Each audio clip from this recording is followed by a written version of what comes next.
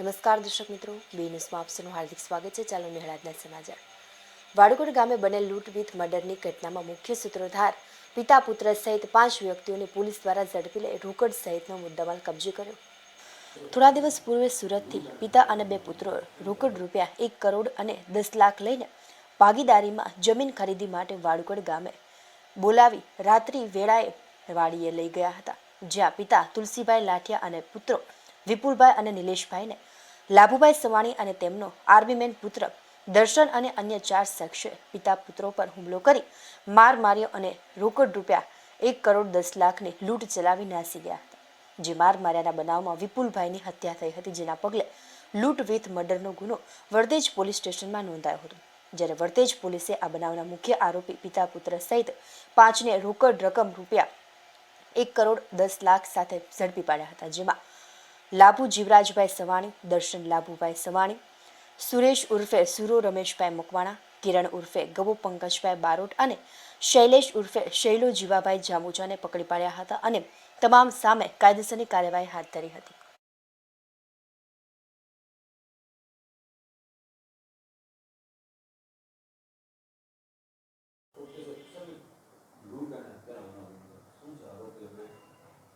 Vartej police સ્ટેશનના વાડુકર ગામમાં એક હત્યાનો બનાવ બનેલ, જે હત્યામાં મુખ્ય આરોપી વાડુકરના જે લાભુભાઈ જે છે તેણે આ કામના ફરિયાદી જે છે તુલસીભાઈને વાડુકર ગામે 20 વીઘા જમીન, સારી જમીન છે અને એમાં ભાગીદારી કરવા માટે 1 કરોડ અને 10 લાખ રૂપિયા લઈને આવો તો આપણને સારી જમીનનો સોદો થાય છે. એ વાત કરતાં આ કામના ફરિયાદી તુલસીભાઈ અને તેના 2 દીકરા અને 1 કરોડ રૂપિયા, 1 કરોડ અને 10 લાખ રૂપિયા અને પૈસા ગણવાનું મશીન લઈ અને વાડુકર ગામે આવે છે. ત્યારબાદ આ કામના મુખ્ય આરોપી જે છે લાભુભાઈ, તે આ ફરિયાદીને ઘરે રાત્રિ ભોજન કરાવે છે. બાદમાં જણાવે છે કે આપણે આ સોદો કરવા માટે આપણે વાડીએ જઈએ, ખેતરે જઈએ, જેથી બધા લોકો ખેતરે જાય છે.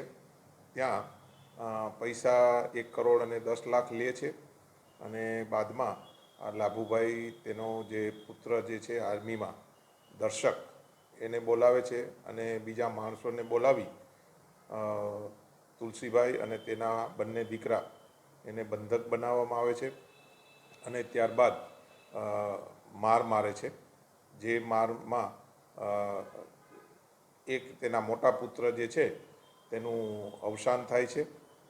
ત્યારબાદ આ જે 1 કરોડ અને 10 લાખ રૂપિયા અને પૈસા ગણવાનું મશીન લઈને આ લાભુભાઈ અને દર્શક ત્યાંથી નાસી જાય છે. આ કામે વરતેજ પોલીસ સ્ટેશનમાં હત્યાનો અને લૂંટનો ગુનો દાખલ કરવામાં આવેલ છે. આ કામે જુદી જુદી 3 ટીમ બનાવવામાં આવેલ અને બાદમાં મુખ્ય આરોપી લાભુભાઈ અને દર્શકને પોલીસ ઝડપી લેવામાં આવે છે અને બીજા આરોપીની ઓળખ કરી લેવામાં આવે છે અને નામદાર કોર્ટમાં રજૂ કરવામાં આવતા 7 તારીખ સુધીના રિમાન્ડ આપવામાં આવેલ છે. તપાસના કામે આ ગુનામાં લૂંટના જે 1 કરોડ અને 10 લાખ રૂપિયા છે એ પોલીસે રિકવર કરેલ છે અને હાલમાં તપાસ ચાલુ છે. સર, ખાસ કરીને વાત કરીએ તો જે ફરિયાદી અને આરોપી બંને અગાઉ કેવા પ્રકારના સંબંધો હતા? જે આરોપી છે એમાંથી કોઈ સરકારી નોકરી ધરાવે છે? હા, એ આરોપી જે છે દર્શક, તે આર્મીમાં ફરજ બજાવે છે અને જે આરોપીના બીજા દીકરા જે છે તે ત્યાં સરકારી કર્મચારી છે. આ લોકોને જે અગાઉ જે ભાગીદારી હતી અને એના કારણે કાંઈક બંદૂકથી વિવાદ પણ સામે આવે છે. સુરતનું બોઘાન જે ગામ છે ત્યાં આ લોકોએ ભાગીદારીની જમીન રાખેલી અને તેમાં મંદુક થયેલું. Thank you.